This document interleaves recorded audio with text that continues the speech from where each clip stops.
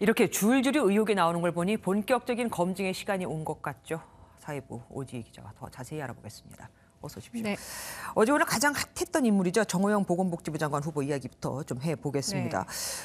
두 자녀가 오늘 둘 다 경북대 의대에 들어간 것에 대해서 오늘 해명을 내놨는데 그 해명이 또 논란이 됐습니다. 네, 맞습니다. 정호영 후보자 오늘 오전 출근길 기자들에게 그동안 불거진 의혹에 대해 소상의 입장을 내놨습니다. 문답 형식으로 한번 정리해 봤는데요.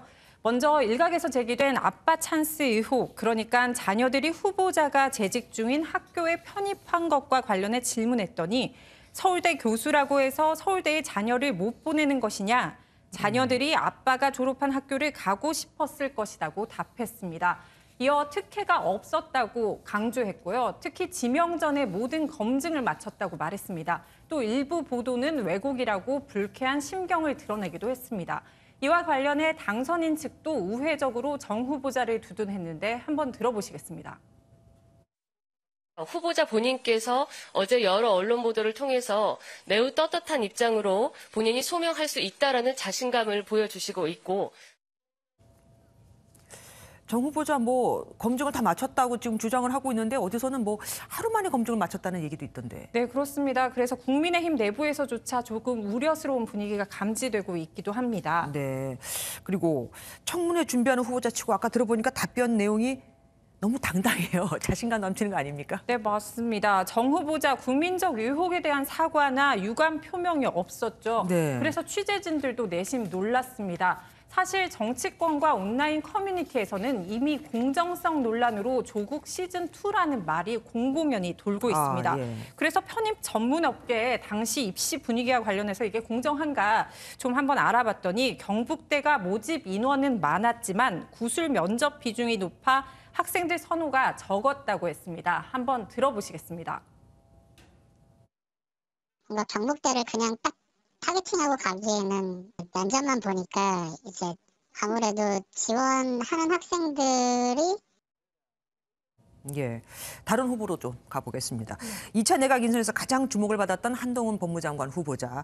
이분도 얘기가 나오기 시작했더라고요. 네, 사실 한 후보는 지금 파격 인사였다 보니 누리꾼들 사이에서 안경, 스카프 이런 패션부터 한마디 한마디 하는 발언과 손떨림까지 모두 화제가 되고 있는 인물입니다. 네. 그래서 일찌감치 검증도 시작된 모양새인데요.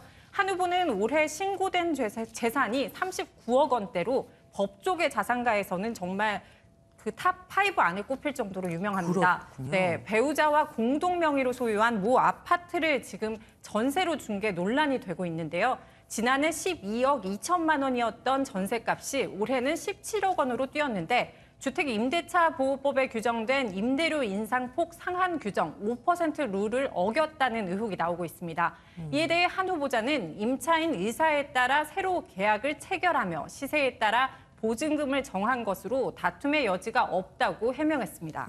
그리고 또 이해충돌 문제도 있다고 나왔는데 그건 뭡니까? 네, 맞습니다. 미국 변호사 자격을 가진 배우자와의 이해충돌 문제가 불거졌습니다.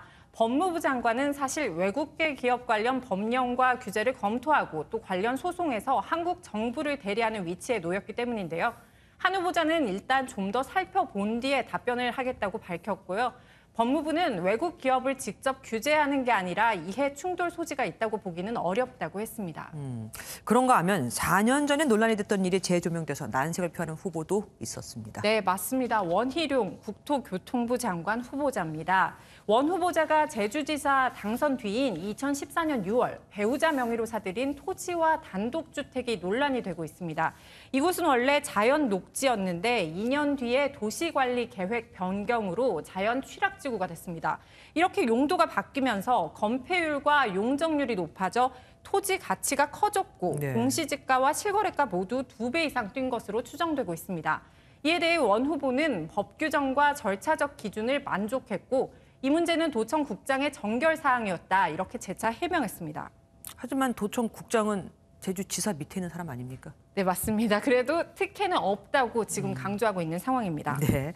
그리고 마지막으로 이번에 지명된 후보들의 특징을 뽑아봤다고요. 서울대의 50대 남자 말고 또 있습니까? 네, 맞습니다. 바로 사회이사 이력입니다. 아, 예. 사실 법적으로 사회이사가 장관 후보자로 지정되는 건 문제가 없습니다. 하지만 공직과 민간을 이렇게 반복적으로 오가면 논란의 여진이 있겠죠.